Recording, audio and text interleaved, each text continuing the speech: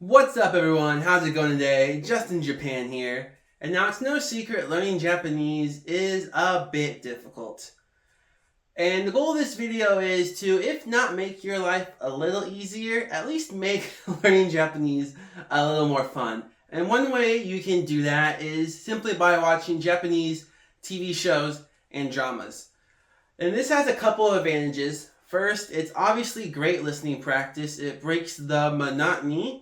If you're studying for GLPT, it breaks the monotony of just doing GLPT questions all over again. And it's also a great way to learn new everyday vocab. So I have four main criteria for this list.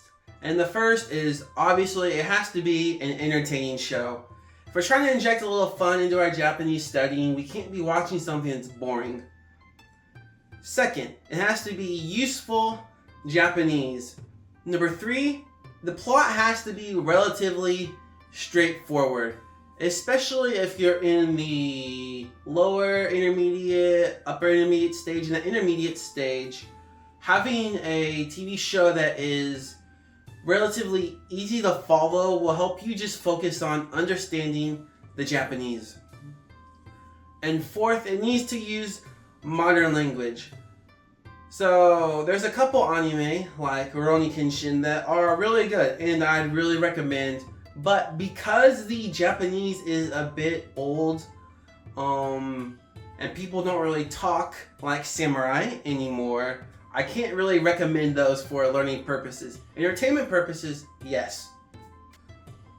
So the first one on my list is probably no surprise. It's on a lot of recommended watch lists for Japanese shows, and it's Terrace House. Now, if you're unfamiliar with Terrace House, it's basically a show where they put three men and three women in a house together, and they tell them to basically just live their lives. And it's just kind of a feel-good reality show. I put reality in quotes because it was found out later that some of the stuff was a bit staged, but overall, for Japanese learning purposes, it's pretty good. It checks all the boxes. Obviously, it's a modern day show, so they're using modern day language. You get slang. If they're at their job, you might get a little bit of business Japanese as well. And it's a pretty straightforward concept, honestly. So yeah, if you've never checked this one out, I definitely recommend it. And there's a few other, I call them Terrace House spin-offs. They're unrelated to the original Terrace House show, but they're a similar concept where they get men and women together and just kind of tell them to live their lives and see if they can fall in love. So I definitely recommend checking Terrace House out or one of the other alternatives on Netflix. So the next one on my list is a show I actually watched pretty recently, but it's called Samurai Gourmet, and this is going to sound even cheesier when I describe it than Terrace House probably did. Basically, it's about a retired salaryman who channels the energy, the power of his ancestors to enjoy eating out at restaurants again. Really cheesy, right? But it's really good, and it's great for learning some Japanese food vocabulary. And again, it's kind of all around just a feel-good show with a pretty simple concept. There are a couple scenes where it flashes back to his ancestor. The ancestor obviously uses older style Japanese, but that said, those scenes are really short, and despite being older style Japanese, I don't think they're that hard to understand. So if you like kids, you'll really enjoy the next one on this list. The English title is Old Enough, and the Japanese title is Hajimete no Otsukai, which translates to first errand, or like my first errand.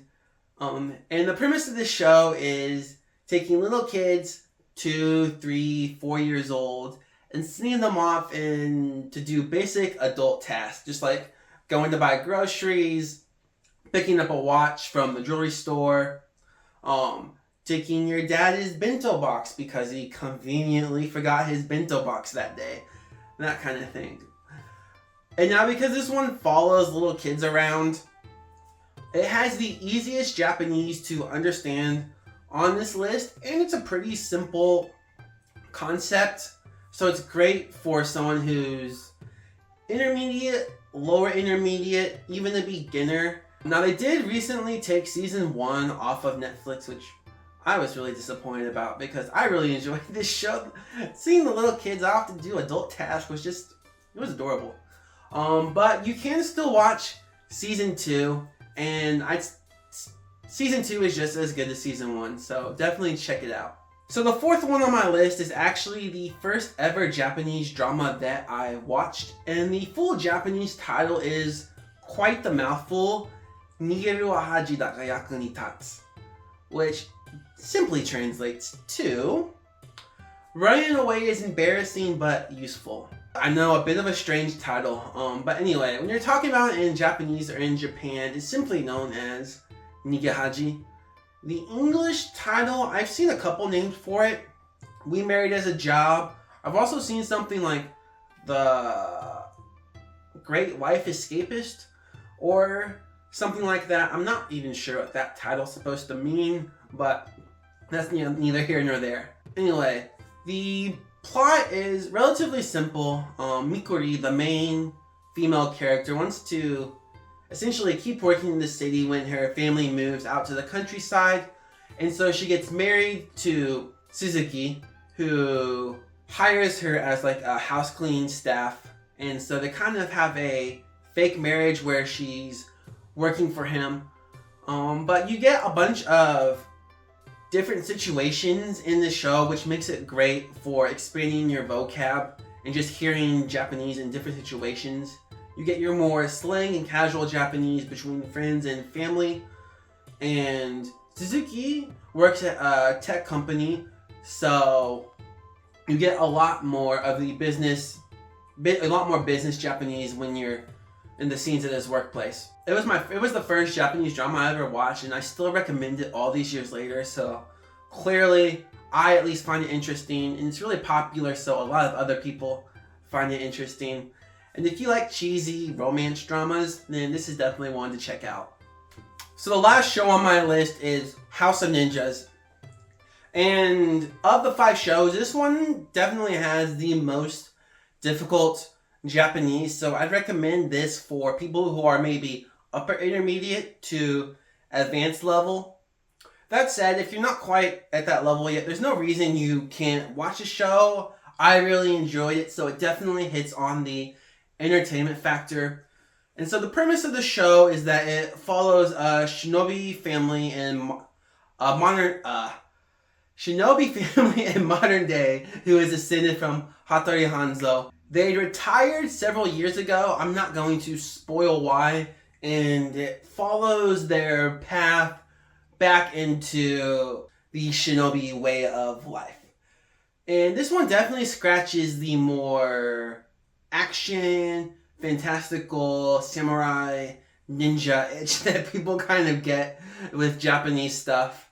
That said, since it's modern day, it obviously uses modern day language. There are a couple flashback scenes that aren't quite as easy to understand as the one in Samurai Gourmet, which is part of why I recommend this for more advanced learners.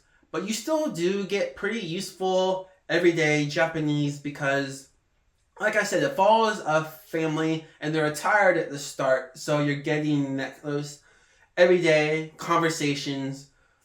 And despite being a show about shinobi, I thought the plot was relatively easy to understand. Obviously, if you watch the show and you don't think the plot is that easy to understand, let me know down in the comments below when I can update my list. But overall, I really recommend this show, and I can't wait for season 2 when it eventually comes out.